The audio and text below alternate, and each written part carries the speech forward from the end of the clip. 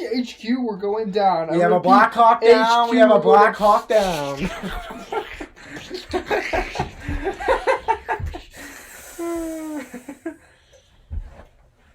Hello, everybody. It is 10 o'clock on the dot, weirdly enough. And we're here to talk about Black Hawk Down, which is the next movie that we watched together tonight. Another historical drama. Not directed by the same person, not set in the same time frame at all. If you are a millennial or older, then you probably saw this movie in the theaters. But us being Gen Zers, no such thing happened. We were -4. We were, yeah, and I was born in 2005, Yep, so missed this by a whole landmark. You were born in 2005? Yeah. Then how are you in a higher grade than me? Because I was born in the spring. Oh, okay, that You were makes born sense. in September, right? That is true. That is true. Yeah. Big brain. Okay, so John, who is this film directed by? This film, Black Hawk Down, is directed by Ridley Scott, the man, the myth, the legend. Love him so All much. right, yes, this man is like a big Ridley Scott I'm fan. not quite sure if him or Christopher Nolan are better. Mm-hmm. Like I hear people screaming through the screen now, like Christopher Nolan, but like, come on, you gotta give Ridley Scott a little bit of credit. Yeah, they're both awesome. But anyways, and this is one of his only like modern warfare movies, aside from Body of Lies, which is more of a CIA thriller. It is set in the modern world, though. He mainly dabbles more in science fiction and historical epics set in the Middle Ages, such as Kingdom of Heaven, Which Gladiator. is a great movie. It's like one of your favorites. Yeah, right? Top 3. Yeah, it's I think The Last Samurai is my favorite. If Yeah. anybody watched the last episode, they'll know that we really love The Last That was a Samurai. good one. This movie we really like. Mm-hmm. We don't like it quite as much. Yeah, and we'll It's talk not about quite that. on that level. I feel like we're gonna go in descending level of greatness until we're just yeah. like, this sucks. This is Yeah, terrible. yeah. Because trust me, there are a lot of bad movies out there. Yeah, no. But anyway, we'll get into what we think about it specifically in a little bit. And so, this movie, like I said, was directed by Ridley Scott. It came out in 2001. We watched the extended cut, which added 8 minutes of footage to bring it to a runtime of 152 minutes, or 2 hours and 32 minutes. The film was written by Ken Nolan, and it was he adapted it from the book Black Hawk Down by Mark Bowden, which was written, I believe, in 1998, which was also a few years before the movie came out. So when did this event happen? Do you know? This event happened in Somalia in the year 1993. Okay. Okay. Yeah, the movie gives you all these dates throughout Clearly, especially at the paying beginning. attention. There's a lot of subtitles on the screen. There's more that subtitles build up to than there is dialogue in this Yeah, movie, I know. I'm Yes. pretty sure. But let's get into that in a little bit. Yeah, of course. So, continuing with the stars of the movie, you have Josh Hartnett, who is this guy right here. His beautiful He's face. kind of, you would call him kind of the character they follow the most. So I guess you would say he's the main character. He's the idealist. Yeah. He's there for like the right reasons and everything, and we'll talk about that in a little bit as well. But so you have Josh Hartnett. This movie has a cast of like young stars before they reach their like peak. And they're all not American. Yes, so we have Ewan McGregor, and they all play American soldiers. Ewan McGregor, Jason Isaacs. We have Orlando Bloom. Okay, this was like the same year Lord of the Rings: The Fellowship of the Ring came out, so he still wasn't known very well. Okay, and then we also have guys like the General is played by a really good actor named Sam Shepard. He does a really good job. And then there are some other actors in there. There's can't remember his name. The Delta Force guy. Oh yeah, Eric Bana, who's Bana. Australian. Eric Bana Again, is not awesome. American. Yes, he plays kind of like that bad dude. He means business. Yeah, but he's kind of funny. Yeah, he's funny in the same. He's like always chewing gum. Yeah, no, and he's like deep south, like some of deep drawl. Mm-hmm. Anyway, he's a great character. Anyway, so those are some of the stars of the movie, but it's more of an ensemble cast. It's not really like Yeah, but they're all foreign. It's just so yeah, funny. I know, it is funny. Except for and fun fact for any Dark Knight fans, the banker at the beginning of the Dark Knight who's like, "What do you believe in?" He is in this movie as one of the Delta guy, or I'm not sure if he's Delta he's or Delta. Ranger. He's Delta, and he's kind of a no nonsense guy. He wants to save as many lives as he can, but and I didn't figure that out until like the third, fourth time I saw this movie. But anyway, so so that kind of sets up who directed the movie, who's in the movie, who wrote the movie. Like before we dive into anything, like give it like on a scale of 1 to 10, where does this movie land?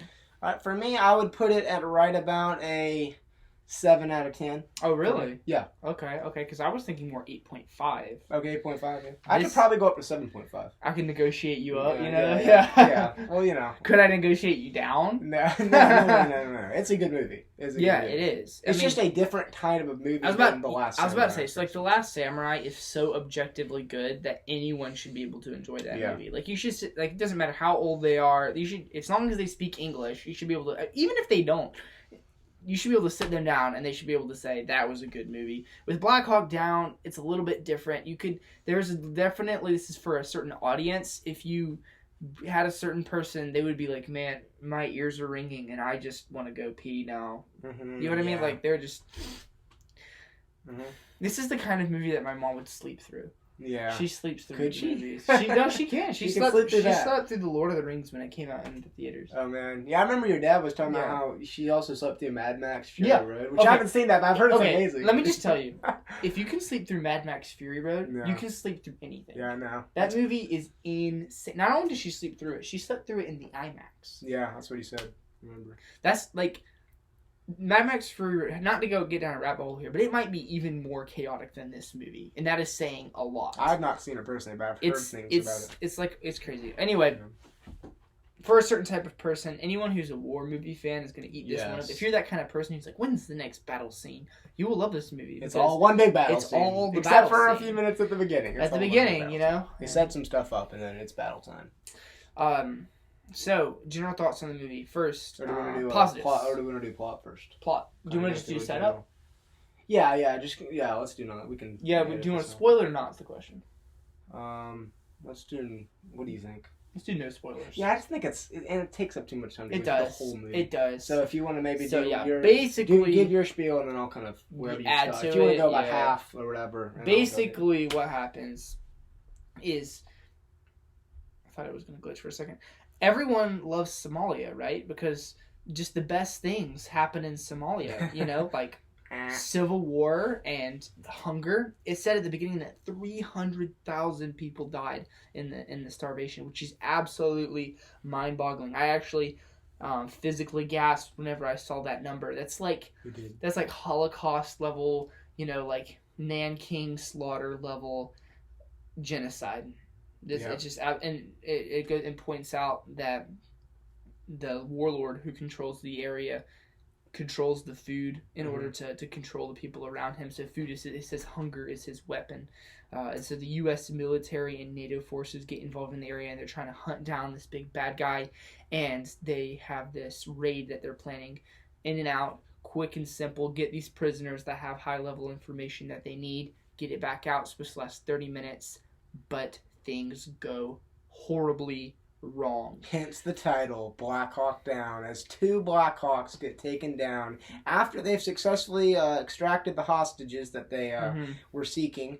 However, the 2 Black Hawks going down complicates matters. If there's any theme to this movie, it would be no man left behind. Oh, yes. Because and it's an awesome theme. If that was not the policy that the U.S. Army had during this, you know, operation, they would have been out in 30 minutes. They would have just been like, oh, you know, we got the prisoners, let's leave. But they can't leave anybody behind. That's the one thing that, like, when you're playing, like, a game or something, like Call of Duty or, like, Halo or whatever, or any kind of first-person shooter, any game where you're killing people and you have, like, allies that you're fighting with, you do kind of leave them behind. Like, you just don't they just don't incorporate that aspect of, like, you know, recovering the wounded in a video game. If there's anything like that in a game, you just, like, I'm sure you, like, hold them for 5 seconds. Have you seen that joke where just, like, hold your hand over them and they heal?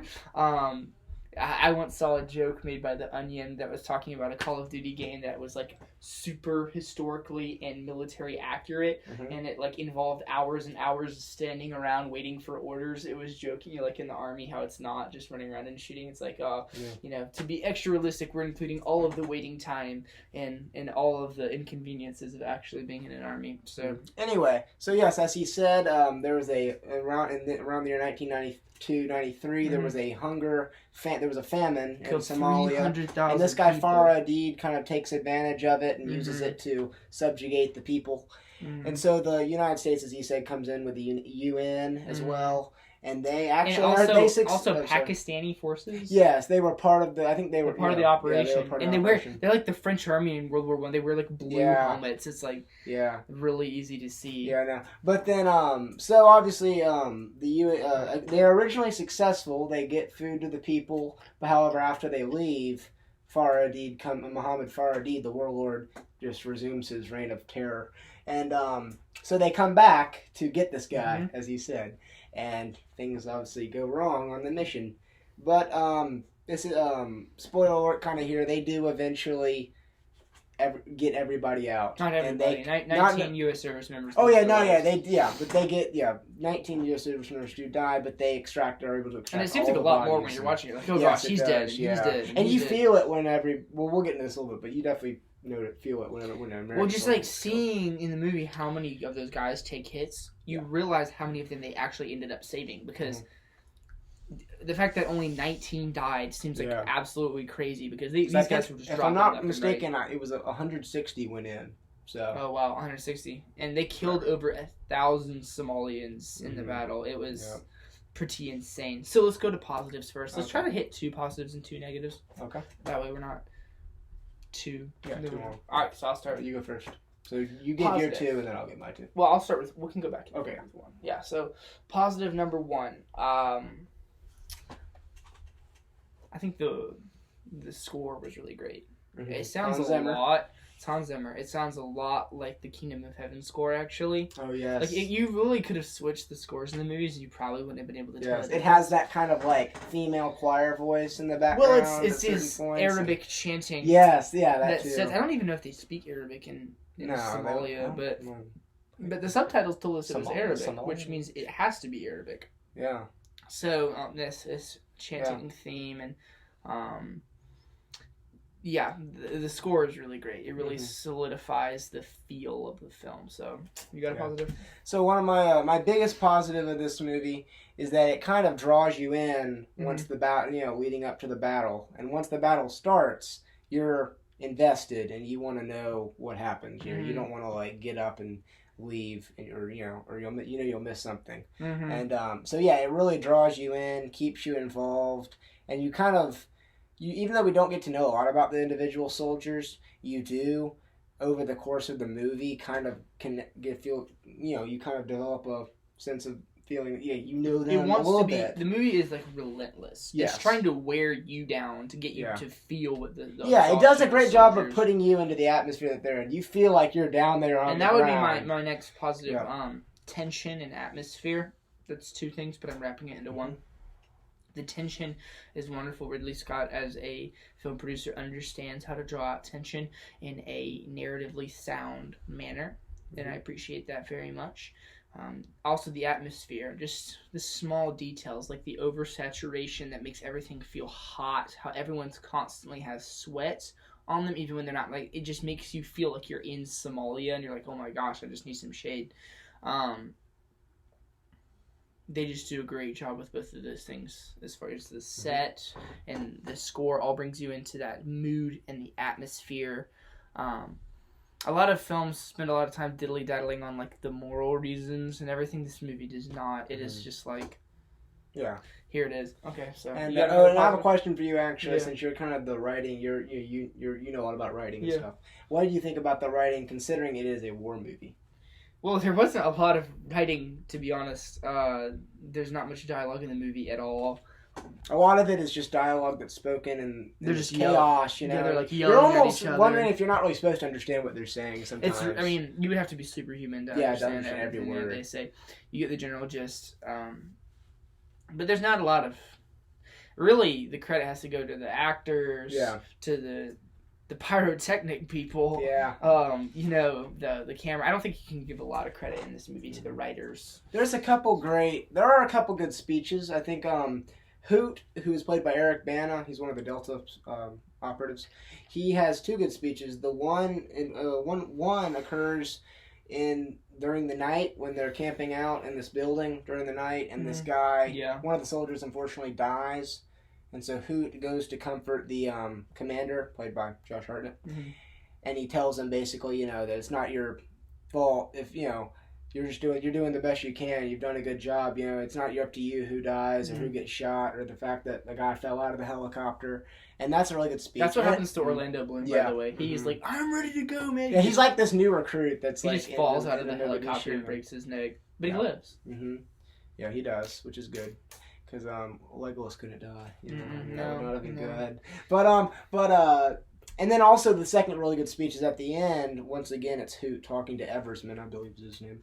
And Hoot says, like, when I go home, people ask me why do I keep on coming back? Why do I keep on enlisting? Or why do I keep on, coming back to serve? And he's like, he says, I don't ever answer him because I know they'll never understand. It's about the guys that are next to me, man. It's about my fellow soldiers, and that's all it is. That's the only reason I come back, And so those are two really good speeches, but definitely there's not a lot of deep dialogue. No, I think. But then again, I mean, why would there be? They're in the middle of the fight cartographers are the ones that should get the credit, definitely, and the actors and such. Definitely not the writers. So negative. Yeah. Got a negative.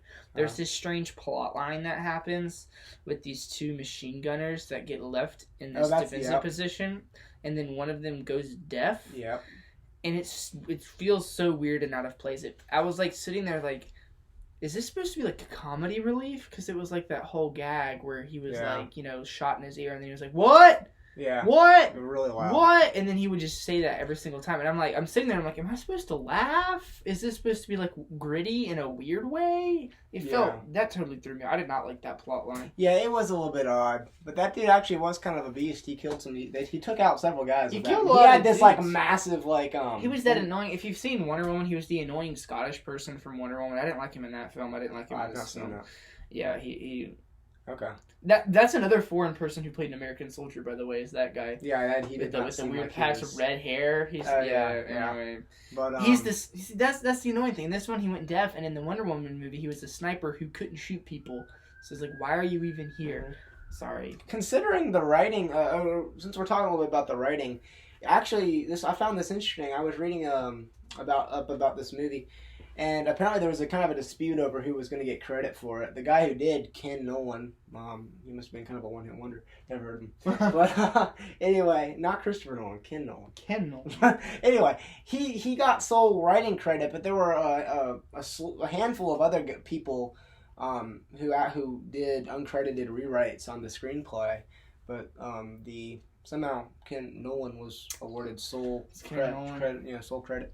So anyway, my other big positive, though, is the cinematography is very good in this movie. You have a lot of these shots of where it'll be, like, down in the gritty, you're down in the middle of the battle, and then it'll, like, zoom out, or not zoom out, but cut out to, like, a helicopter shot, where these guys up in the helicopter that are kind of circling the area. And it really does a good. It's great cinematography, but it also helps orient the viewer as to where people are and stuff. There is this one scene that where they're like, they're here and they are here, and me and John that was we got the impression that there's like, I bet the audience is confused as to where everybody is. So let's have a scene where the general points it out on a map. There's all kinds of movies have those scenes. Yeah. Anyway, but so I do really love the cinematography in it, but it takes a lot. Bad cinematography is pretty noticeable, and this movie definitely did not have bad cinematography. No, obviously they had like these real helicopters. Oh yeah, they had all these Humvees, and there's a scene where they had tanks. Like, they rolled out those tanks, but they never used them. Yeah, no, yeah. One of my favorite scenes, though, from this movie, so this is, I guess, a positive, is the last stand of these two snipers, Delta snipers, who volunteer to defend the second crash site, and they are eventually overrun, and the guy they were defending gets taken hostage. He eventually got released, though, thankfully. When had this M1 Garand, which is like it's modernized, but it's an old gun. I thought it was really interesting. Yeah, but it's just that firearm. Yeah, it's just a really cool scene though, because they hold him off for a while. Like, they take out a bunch of them, and this man really liked the line where after one of the snipers dies, the other goes to the wounded pilot that's kind of just sitting there with like a little MP5 or whatever, and it's like, what did he say? You gotta do it. I don't remember the guy's name. He's like, Gordy. He's like, so and so's gone. No. He said, I'll do it, and then you do it because you did it really well. He's like, Gordy's gone, man. I'll be outside. It's like, really good. I'll be outside. Good luck. Yeah, that's all he says. It's kind of like Gordy's gone, man. Gordy's gone, man. I'll be outside. It's a good one. Good luck. Like, I was wondering, should he have stayed inside? That's Like, exactly what I was like... thinking. Because the one guy had with the MP5 had the doorway. Yeah, I know. He had the doorway closed.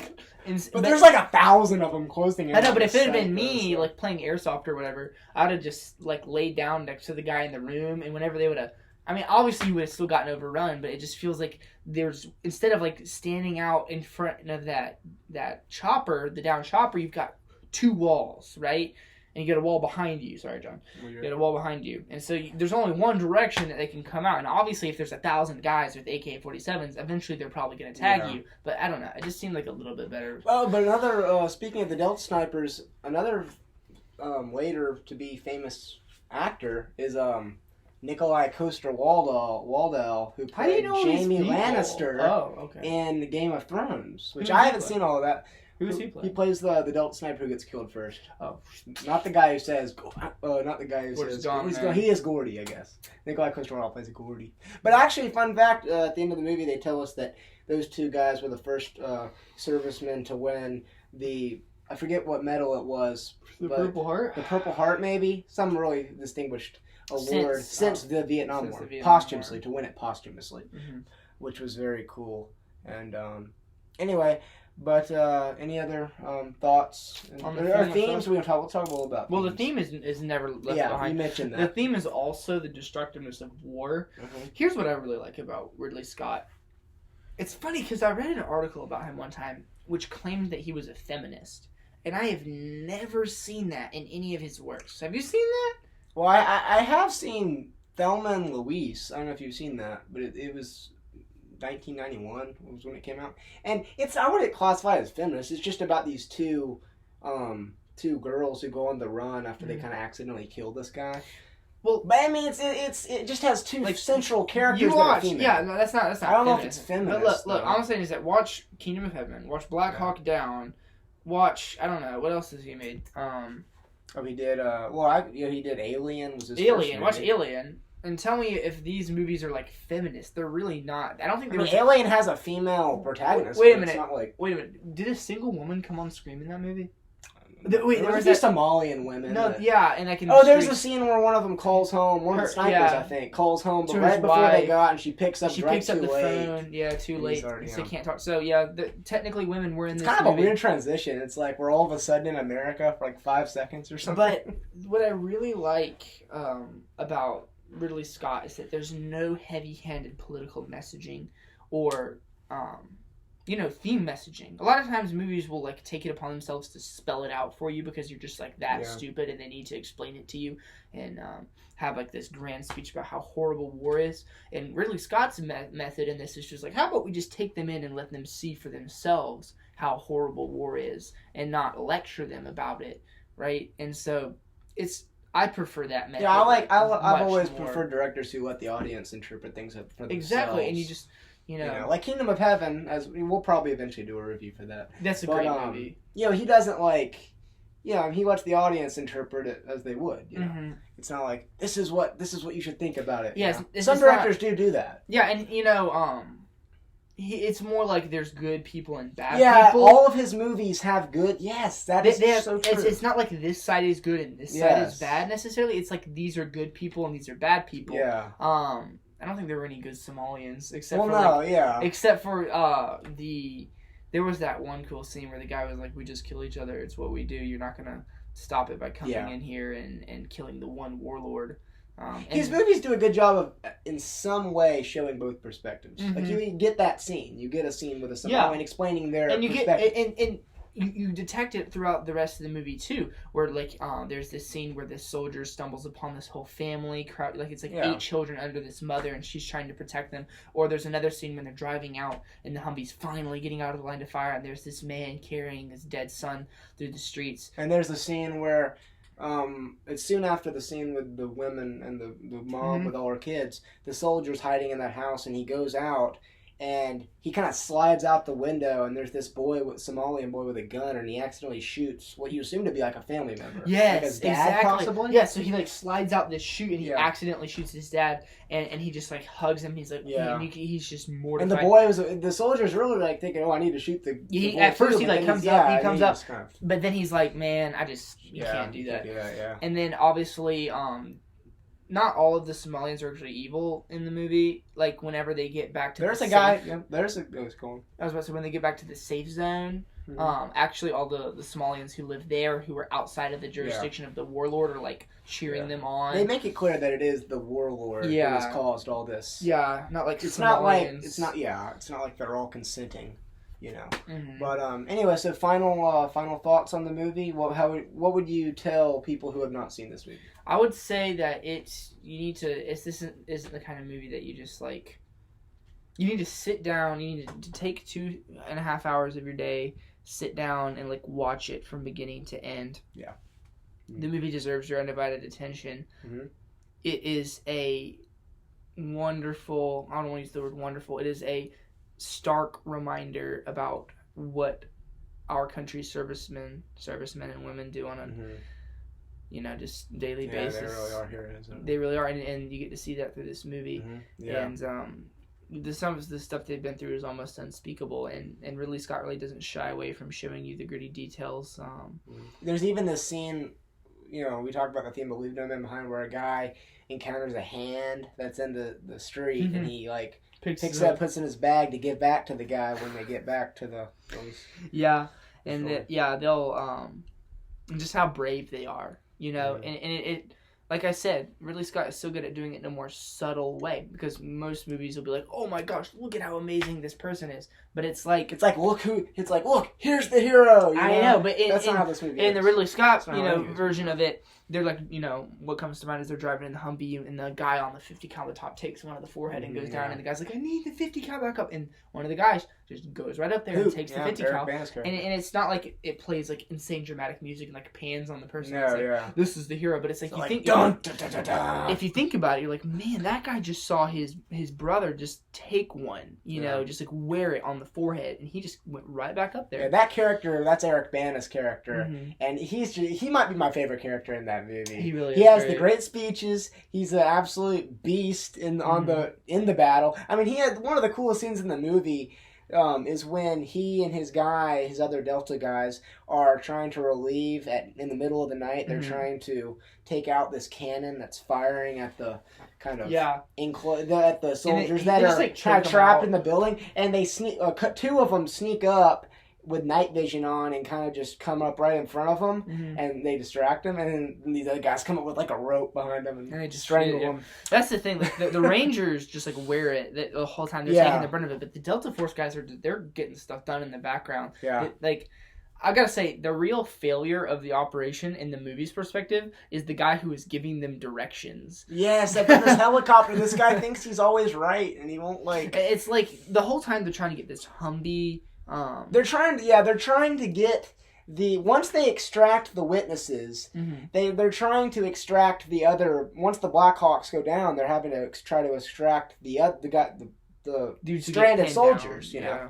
And so it's about from that point on, the plot is basically them trying to get the Humvee to both of those locations. Humvee train so they can extract- and, or at least the first crash site to extract the people. And they're because constantly- they're all camped out in a circle around it. They're constantly trying to get to these areas where these men are, and they're asking for directions from the helicopter, and he's like, and they're like, there's roadblocks here, where do we go? And he's like, You have to go all the way around the city. you have to go all the way around the city, or when they're just like, that's just the way you have to go. And it's like, dude, there's a roadblock here, we can't go. And then of course Hoot is Yeah. like, oh, permission to go on foot. He's just like ready to do whatever it that's takes, what reminded you me know? of it, because the Delta guys, just get fed up with it, and they just go on foot, and they just cut the pilots out with this power saw. And the guy's like, and at the end he's like, we don't have 45 minutes, and then it like cuts like 2 hours later, and they're still there. Oh gosh, so it's a good one. Leave no man behind. It's a good one. If you like war movies, you'll love this one. So I'll give mine, You give your conclusion. So my final thoughts. It's a great movie. Highly recommend it, especially if you're a war movie fan. This is a must see. You can't miss it. It just has some really good battle scenes, or it's really all one big battle scene. Yeah. And it has some a good theme in there of "Leave No Man Behind," which is really embodies the American service, Mm-hmm. and that's what it's built around. And yeah, it's a great directorial effort from Ridley Scott. He did a very good job of really creating this atmosphere and creating this, retelling this event that really took place in the early 90s. He does a really good job of it. And there's also some good acting in there. So on a scale, like from between watch and don't watch, I'm going to recommend each of the movies that we review. I'm going to say watch. Yeah. Watch this one.